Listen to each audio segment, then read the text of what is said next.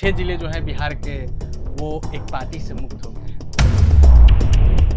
ये पार्टी है भाजपा, बता रहे हैं 2020 में भी ऐसा हुआ था। लेकिन इस बार रोहतास भी इस लिस्ट में शामिल हो गया है। रोहतास भी इस लिस्ट में शामिल हो रोहतास गया है। में बीजेपी के जवाहिर प्रसाद सदर से जहां भी उपेंद्र कुशवाहा की वाइफ लड़ रही हैं, वो बीजेपी का गढ़ माना जाता है। बीजेपी क्यों इन जिलों में एक भी कैंडिडेट नहीं उतारी, क्या सामने आ रही है?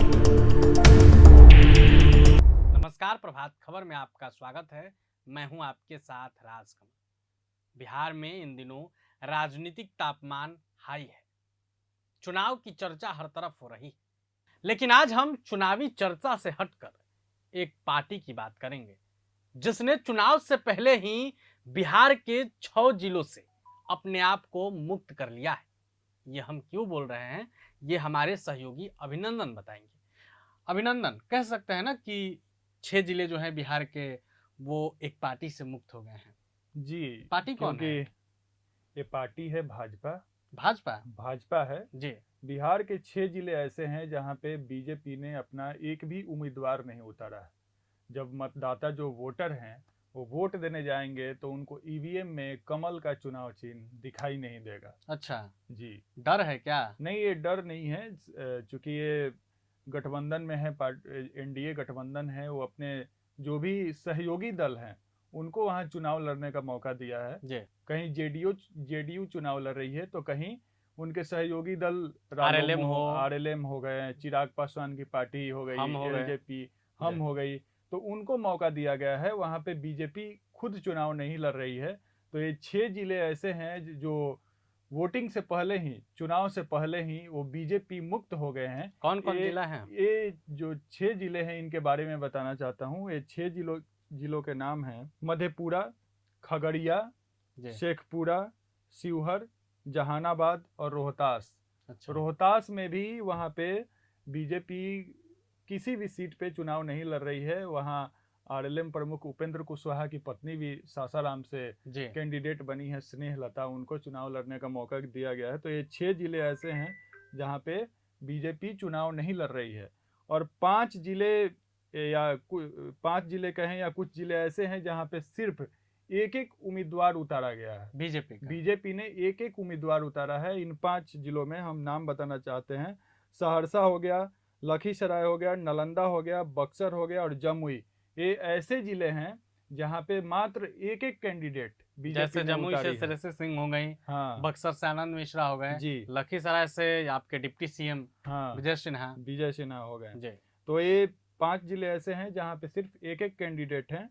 और हम बात करते हैं 2020 की। 2020 में ऐसा तो नहीं हुआ था कि मतलब 2020 में 110 सीट पे चुनाव लड़ी थी भाजपा, लेकिन ऐसा कभी नहीं हुआ था कि वो किसी जिले में एक भी उम्मीदवार नहीं उतारे। लेकिन 2020 में 5 जिले ऐसे थे जहां पे ये ऐसा पहली बार नहीं हुआ है 2025 चुनाव में कि बीजेपी ने 6 जिलों में उम्मीदवार नहीं उतारे हैं। 2020 में भी ऐसा हुआ था जब बीजेपी ने 5 जिलों में उम्मीदवार नहीं उतारे थे। वो 5 जिले का नाम मैं बताना चाहता हूँ। वो 5 जिले थे शिवहर, खगड़िया, शेखपुरा, जहानाबाद और मधेपुरा और शेखपुरा ऐसे जिले हैं।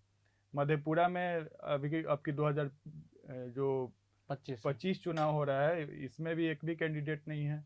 शेखपुरा में भी एक भी कैंडिडेट नहीं है बीजेपी का। वैसे ही 2020 में भी हुआ था कि वहां एक भी बीजेपी के कैंडिडेट नहीं थे। लेकिन इस बार रोहतास भी इस लिस्ट में शामिल हो गया है। रोहतास भी इस लिस्ट में शामिल हो गया है। में बीजेपी के जवाहिर प्रसाद सदर से जहां भी उपेंद्र कुशवाहा की वाइफ लड़ रही हैं जी, वो बीजेपी का गढ़ माना जाता था। फिर ऐसा क्यों हुआ? क्या सामने आरजेडी है इसलिए? रोहतास के काराकाट से पवन सिंह का भी चुनाव लड़ने का काफी चर्चा था, लेकिन वो सीट चुकी, उसकी बात नहीं करेंगे। अभी हम बात ये करेंगे कि आखिर बीजेपी क्यों इन जिलों में एक भी कैंडिडेट नहीं उतारी। क्या सामने आरजेडी है? नहीं, सामने आरजेडी की बात नहीं है। उनके जो सहयोगी दल हैं, जैसे रोहतास की बात करें तो उपेंद्र कुशवाहा का गढ़ माना जाता है जी। तो उपेंद्र कुशवाहा को वहां से मौका दिया गया है और पवन सिंह को वहां से स्टार प्रचारक बनाया गया है। रोहतास के काराकाट उनका मतलब गढ़ माना जाता है। लोकसभा चुनाव भी पवन सिंह वहां से लड़े थे। तो पवन सिंह हो सकता है रोहतास को साथ दे, उपेंद्र कुशवाहा साथ दे, तो वहां सहयोगी दल को उम्मीदवार सहयोगी दल के पार्टी से उम्मीदवार बनाया जाए तो वहां से हो सकता है फायदा हो सकता है जी गठबंधन को। और इधर हम हो गया और भी चिराग पासवान की पार्टी है, तो ये लोग खगड़िया से चिराग पासवान के सांसद भी हैं, तो हो सकता है यहाँ पे सहयोगी दल वहाँ के जो वोटर हैं उनको साथ हैं। इस बार टिकट बंटवारे में बहुत ही तरीके से समीकरण तय किया गया है। बहुत तरीके से समीकरण तय किया गया है और गठबंधन में मीटिंग करके बैठक करके सामंजस्य से बैठाया गया है कौन कहाँ से चुनाव लड़ेगा, किस पार्टी को कहाँ से उतारा जाए, हम कहाँ से उतरेगी तो वोटर को साथ लेगी, चिराग पासवान कहाँ से उतरेंगे तो और उनकी पार्टी के उम्मीदवार कहाँ से उतरेंगे तो वोटर को साधेंगे। अब चूंकि सहयोगी दल है तो सीट तो सबको चाहिए ही चाहिए, लड़ाना तो है, लेकिन इस बार बीजेपी ने यह तय किया है कि किसको कहां से लड़ाएंगे एग्जैक्ट, तो जीतने की संभावना ज्यादा है। आपने हमारे सहयोगी अभिनंदन से जाना कि अब वो कौन से 6 जिले हैं जहां बीजेपी ने इस बार एक भी कैंडिडेट नहीं दिया है, यानी वो जिले बीजेपी मुक्त हो गए। इस खबर पर, इस वीडियो पर, बीजेपी के इस निर्णय पर आपकी क्या राय है? आप अपनी राय कमेंट बॉक्स में रखेंगे। वीडियो देखने के लिए आपका धन्यवाद। प्रभातखबर.com, विश्वास वही, रफ्तार नहीं।